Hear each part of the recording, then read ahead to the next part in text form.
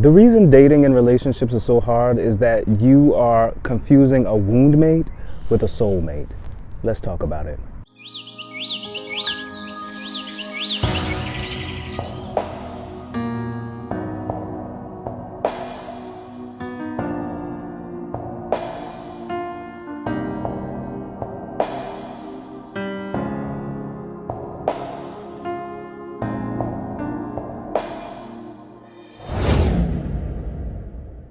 Hey, if you're new here, thank you for being here. I am Joseph.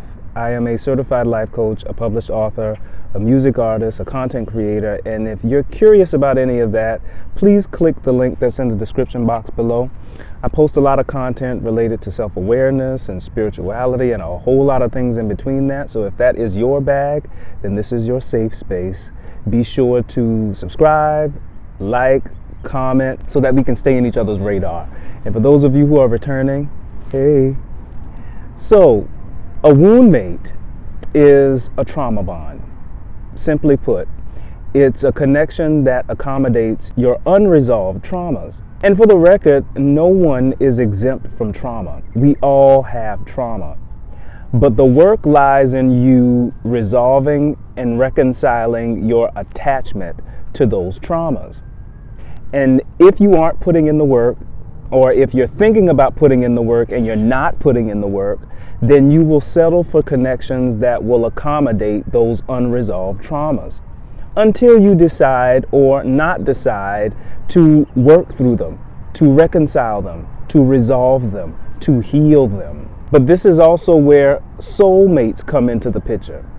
And when you connect with someone who is the full embodiment of your soul, they will reflect your soul back to you. And those connections highlight and expose the traumas.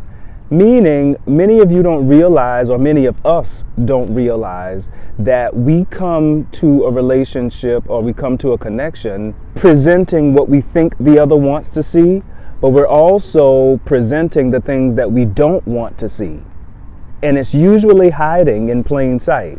So what a soulmate does is they come in and they shine a light on those things that you don't want to be seen. A wound mate won't do that. A wound mate would pretend that it's not even there. It will ignore all the signs, and the only thing that you will gain from a wound mate connection is normalized or sexualized unhappiness and consistent conflict.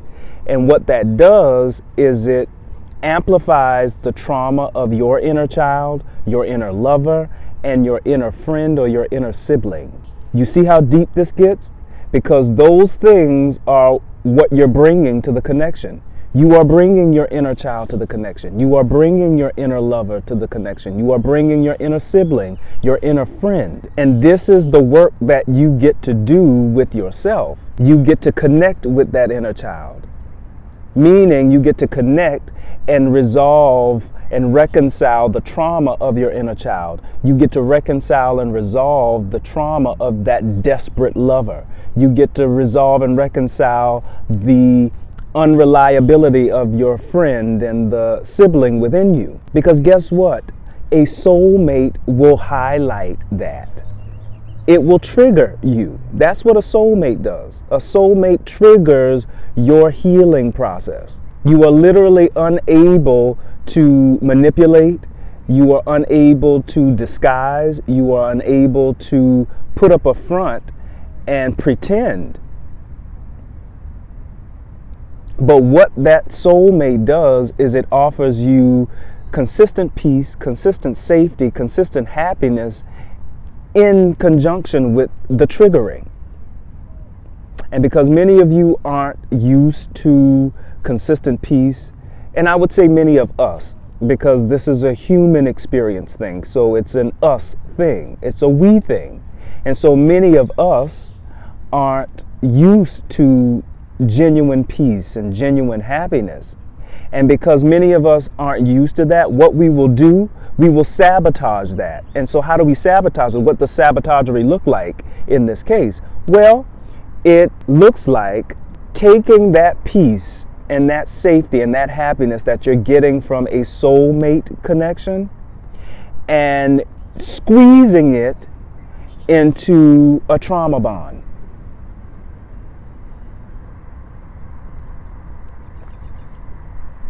In essence, it's a form of cheating. You are connecting with something or someone that you enjoy and that you love, but it's not familiar. And so you would much rather, at the same time, connect with something or someone that is familiar, which would be the conflict and the chaos and the trauma. And you will try to squeeze that piece that you've been gaining from that soulmate connection into that wound mate. Now, I know I just stumped on some toes here, but I'm not really stumping on your toes. I'm just highlighting how stumped your toes really are. And sometimes a lot of what I say here can be triggering, but it's not so much that what I'm saying is triggering. It's simply I have the audacity to say the triggering things.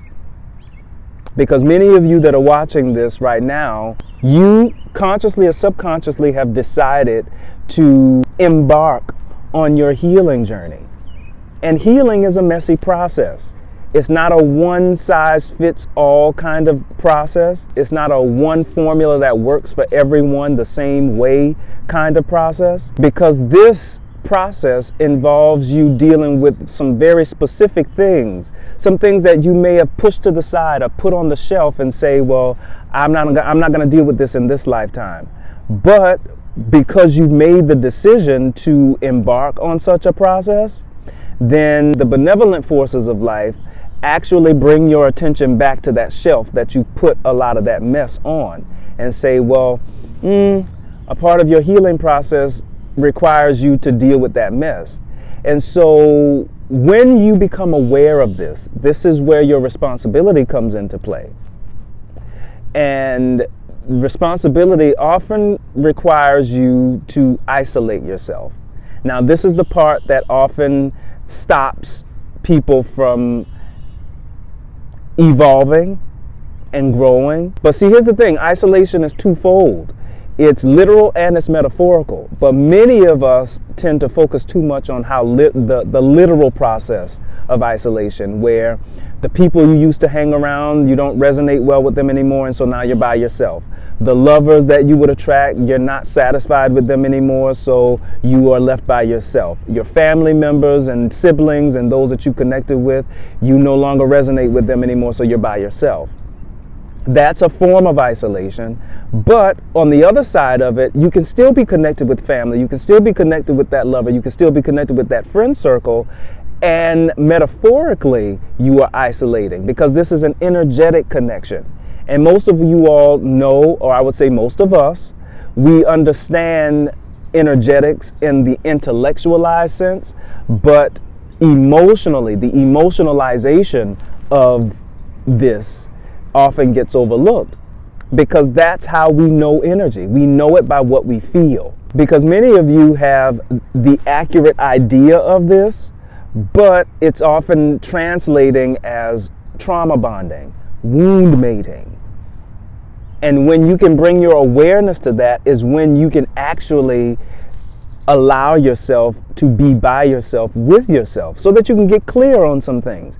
Get clear with the trauma that your inner child is trying to show you. Get clear with the desperation that hopeless romantic, that lover within you is trying to tell you. And they're not necessarily trying to tell you, they are telling you, but to some extent, you're not listening. And the only way for you to listen is for you to be by yourself with yourself. Either literally or metaphorically or both. Because when you allow yourself to be in this space, then you can start to see things as they are and not how you think they should be. It's a surrendering process. It's a letting go process. It's a grieving process. And grief and all this icky, messy, dark, shadowy stuff that comes up for you is a holy and a sacred process. Yes, it's holy and it's sacred because it's yours. That unhappiness is yours just as equally as the happiness is yours because your happiness is underneath all of that unhappiness. Your peace is underneath all of that chaos.